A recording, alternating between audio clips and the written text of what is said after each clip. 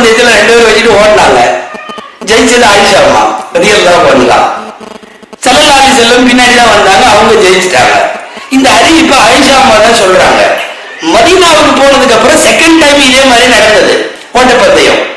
அப்போ ஆயிஷா அம்மாவே சொல்றாங்க, ஃபலம்மா கபர்து, நான் கொஞ்சம் உடம்பு பெருசாயிருச்சு எனக்கு மதீனாவுக்கு போனதுக்கு அப்புறம், கொஞ்சம் குண்டாயிட்டதுனால என்னால சரியா ஓட முடியல. அப்ப 2வது தடவை நபிகள் நாயகம் ஜெயித்தார்கள், நான் தோத்து போனேன். தோத்து போன நான் போய் ரசூலுல்லாஹ்ட்ட கேட்டேன். ஒரு அன்பான கணவன் மனைவியினுடைய பேச்சு கொஞ்சம் கவனிங்க. நான் போய் கேட்டேன், என்ன நீங்க ஜெயிச்சிட்டீங்க அப்படின்னு கேட்டேன். என்ன பெண்கள் அப்படி சில பேருக்கு எண்ணம் உண்டு, தொடர்ந்து நாம தான் ஜெயிக்கணும். என்ன நீங்க ஜெயிச்சீங்க? ஸல்லல்லாஹு சொன்னாங்க, ஹாதா பிதாக்க, இதுவும் அதுவும் சரியா போச்சு அப்படின்னு சொன்னாங்க. இது ஒரு சஹீஹ் புகாரில வர்ற ஹதீஸ். நான் இதை நிறுத்தி விட்டு உங்கள்கிட்ட ஒரு கேள்வி கேட்க விரும்புறேன். என்ன தெரியுமா? யுத்த களத்திலே கூட தோற்காதவர்கள் நபிகள் நாயகம். யாரும் நபிகள் நாயகத்தை ஜெயிச்சதில்லை, அவங்க எங்கேயும் தோத்ததில்லை. ஒரு மனைவியிட்ட ஒரு பொம்பளைகிட்ட ஓட்டப்பந்தயத்துல தோத்து போவாங்கன்னு நினைக்கிறீங்களா? இல்ல. மனைவி ஜெயிக்கட்டும் என்று தான் விரும்பி தோத்தவர்கள் நாயகம் ஸல்லல்லாஹு அலைஹி வஸல்லம். ஜெயிக்க விட்டாங்க. தொடர்ந்து ஆம்பளை தான் ஜெயிக்கணுங்கிறது ஆணாதிக்கம். அப்படி ரசூலுல்லாஹ் இருக்க விரும்பல. மனைவி ஜெயிக்கட்டும், முதலில் அவள் ஜெயிக்கட்டும். ஜெயிக்க விட்டு முதல் தடவை தான் வெற்றின்னு அந்த அம்மாவுக்கு ஒரு பூரிப்பை கொடுத்துட்டு பின்னாடி தடவை வழக்கம் போல் ஜெயித்து விட்டு இதுவும் அதுவும் சரியா போச்சுன்னு சொன்னாங்க இல்லையா? இல்லற வாழ்வையின் சரிசமமான 2 கோடு அது. எப்பவும் நான் தான் ஜெயிப்பேன், நான் பேசினா நீ பேசக்கூடாது.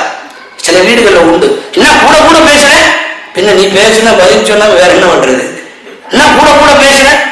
இவரு உடனே பத்துவா செய்வார், இப்படி எல்லாம் இந்த புருஷனை மதிக்கலன்னா நீ நரகத்துக்கு தான் போவ. அப்புறம் அங்கிருந்து ரிப்ளை போனா போயிட்டு போற ஒன்னு துணை கூப்பிடல போ. வேற என்ன செய்ய? பல குடும்பங்கள் யுத்தகலங்களாக மாறி போயிருக்கிறது அல்லவா? ஆக அதிகமான திருமணங்கள் செய்து வாழ்ந்தார்கள் நபிகள் நாயகம் என்கிற விமர்சன குற்றச்சாட்டின் பின்னணியில் நீங்கள் கவனிக்க வேண்டியது, அதிகமான திருமணங்கள் எந்த சூழ்நிலையில் நடைபெற்றது என்பது மட்டுமல்ல, இத்தனை மனைவிகளோடு சமநிலையாகவும் சமத்துவமாகவும் அவர்களின் கருத்துக்களுக்கு மதிப்பளித்தும் வாழ்ந்த நபிகள் நாயகம் ஸல்லல்லாஹு அலைஹி வஸல்லம். கடைசியாய் ஒரு செய்தி இத்தோடு முடியட்டும் என்னுடைய பயான். நபி ஸல்லல்லாஹு அலைஹி வஸல்லமுடைய காலத்தில் குற்றங்களுக்கு நிறைவேற்றப்பட்ட தண்டனைகள் குறித்த விமர்சனங்கள் பல்வேறு காலகட்டங்களில் எழுப்பப்பட்டிருக்கிறது. நாம் இதை பதில் சொல்லி உள்ளே நீண்ட நேரம் இழுக்க தேவையில்லை. இன்றைக்கு புதுடில்லியில நடைபெற்ற ஒரு கற்பழிப்பை ஒட்டி சுமார் 268 பாராளுமன்ற உறுப்பினர்கள் என்ன கேட்கிறார்கள் தெரியுமா? கற்பழித்தவனுக்கு மரண தண்டனை வேண்டும். அது இஸ்லாமிய சட்டம், அது இஸ்லாமிய தண்டனை. உலகம் கொஞ்சம் கொஞ்சமாக குற்றங்களுக்கு கடுமையான தண்டனை வழங்க வேண்டும் என்கிற இலக்கை நோக்கி வரக்கூடிய நேரங்களில், இந்த தருணங்களில் இந்த விமர்சனம் என்பது அர்த்தமற்றது. அருமைநாயகம் ஸல்லல்லாஹு அலைஹி வஸல்லம் அவர்களுடைய விமர்சனங்கள் கருத்து ரீதியாக ஆரோக்கியமாக இருந்தால் யார் வேண்டுமானாலும் வையுங்கள். பதில் சொல்ல இஸ்லாமிய உலகம் எப்போதும் காத்திருக்கிறது. எங்கள் தலைவரை பத்தி நீ வாயே துறக்க கூடாது என்று சொல்லல.